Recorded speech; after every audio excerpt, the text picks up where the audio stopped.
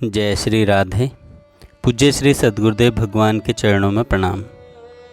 आज पूज्य श्री राधा बाबा कहते हैं, खूब तत्परता से नित्य वस्तु में मन को डुबोइए, नहीं तो सच मानिए इतना पश्चाताप हो सकता है कि उसकी कोई सीमा नहीं है।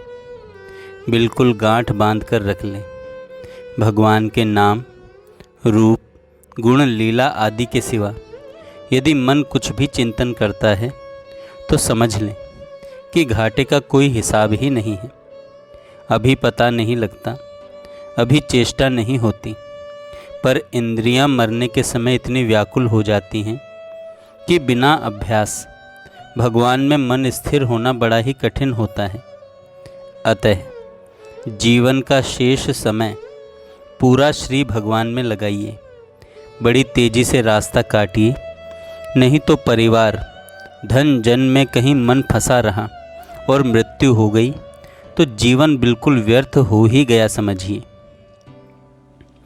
एक भगवान ही ऐसे हैं जिनको पकड़ लेने पर फिर किसी भी अवस्था में तनिक भी दुख नहीं होता। जो जितने अंश में पकड़ लेता है भगवान को, उतने अंश में उसका दुख कम हो जाता है, तथा पूरा पकड़ लेने पर दुख बिल्कुल नहीं रह जाता। अब आप देखें, लोग बेचारे कितने दुखी रहते हैं।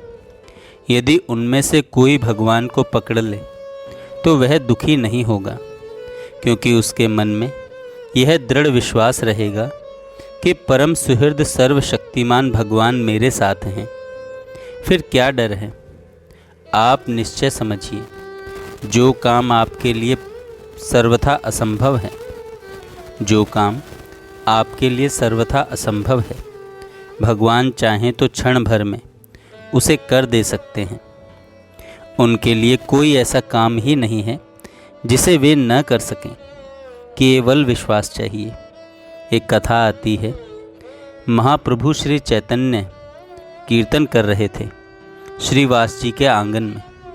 श्रीवास जी का लड़का मर गया, पर श्रीवास जी ने स्त्रियों से कहा कि यदि रोगे तो महाप्रभु का कीर्तन भंग हो जाएगा। यदि रोगी तो महाप्रभु का कीर्तन भंग हो जाएगा, और यह हुआ तो मैं गंगा जी में डूबकर प्राण दे दूंगा। स्त्रियां डर गईं। अब बेटा भीतर मरा पड़ा है और आंगन में कीर्तन करते हुए महाप्रभु नाच रहे हैं। पर धीरे धीरे और लोगों को यह बात मालूम हो गई।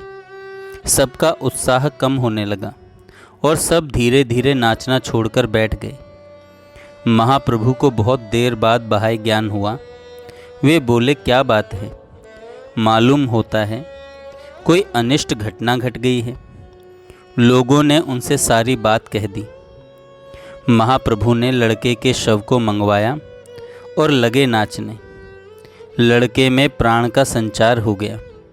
श्रीवास ने देखा, यह तो गजब हो गया। इस लड़के का बड़ा सौभाग्य था कि उसकी ऐसी मृत्यु हुई थी। लड़का बातें करने लगा। फिर श्रीवास ने प्रार्थना की कि महाप्रभु ऐसा मत करो। इसके बाद की ठीक घटना हमें याद नहीं। शायद जब घर के सभी लोगों को संतोष हो गया कि इसको मरने का ऐसा सौभाग्य और नहीं प्राप्त होगा, तब फिर महाप्रभु ने कहा, अच्छा यही सही। यह इसलिए हुआ था कि श्रीवास का यह भाव था कि महाप्रभु साक्षात भगवान हैं। पर श्रीवास के लिए प्रभु ने वैसा नहीं किया था। किया था उस लड़के की माता के संतोष के लिए। तो ऐसी कोई घटना नहीं है कि जिसे भगवान न कर सकें। जहाँ भगवान एवं संत में विश्वास है, वहाँ सब कुछ संभव है। गोपी प्रेम के उपासक एक बहुत बड़े संत नरोत्तम दास हो गए हैं। वे जाति के कायस्थ थे, पर ब्राह्मण लोग उनको बहुत मानते थे। इस पर ब्राह्मणों की एक बहुत बड़ी टोली ने उसका विरोध किया। बहुत से ब्राह्मण शिष्य भी थे। उन्हें बड़ा दुख हुआ। आखिर नरोत्तम दास जी की आयु समाप्त हुई। वे गंगा तट पर मरे। मरते समय बोली बंद हो गई। फिर तो ब्राह्मणों ने फिर तो ब्राह्मणों की एक बहुत बड़ी भीड़ ने मजाक उड़ाना शुरू किया। कोई कहता बहुत ठीक हुआ, बड़ा भक्त बनता था। कोई कुछ कहता और कोई कुछ, उनका शरीर छूट गया। पर उनके ब्राह्मण शिष्यों को बड़ा दुख हुआ। एक शिष्य बड़ा विश्वासी था, वह ब्राह्मण था। उसने मन ही मन प्रार्थना की, गुरुदेव एक बार जीवित हो उठिए तथा इन सभी ब्राह्मणों का उद्धार करके जाइए। उसकी प्रार्थना सच्चे हृदय की थी। बिल्कुल जलाने की तैयारी हो ही रही थी कि नरोत्तम जी धीरे धीरे उठ बैठे और हंसने लगे। अब तो ब्राह्मणों के होश गुम हो गए, क्योंकि उन्होंने बहुत गालियां दी थी। आखिर एक एक ब्राह्मण ने आकर क्षमा मांगी और सब शिष्य हो गए। सब ने उनसे श्री कृष्ण मंत्र की दीक्षा ली। इसके बाद 7 दिन के लगभग वे जीते रहे। अंतिम दिन बोले, मुझे गंगा जी में ले चलो। गंगा जी में जाकर खड़े हुए शिष्यों से कहा, मेरा शरीर मलो। शिष्यों ने शरीर मलना शुरू कर दिया। ऐसा मालूम हुआ मानो शरीर दूध का पुतला था। सारा शरीर पानी में घुल गया। बाबा कहते हैं कि 4 चीज़ें हैं जो बिना श्रद्धा के भी काम देती हैं। पहला नाम, दूसरा धाम, तीसरा लीला और चौथा संत। इसमें से किसी के साथ प्राणों की बाजी लगाकर जुड़ जाएं। पहला, नाम से जुड़ें तो फिर ऐसा हो जाए कि प्राण छूटें पर नाम नहीं छूटे। दूसरा, धाम से जुड़े तो ऐसा जुड़े कि चाहे बम बरसे, ब्रज रज पर ही प्राण छोड़ेंगे, यहाँ से बाहर नहीं जाएंगे।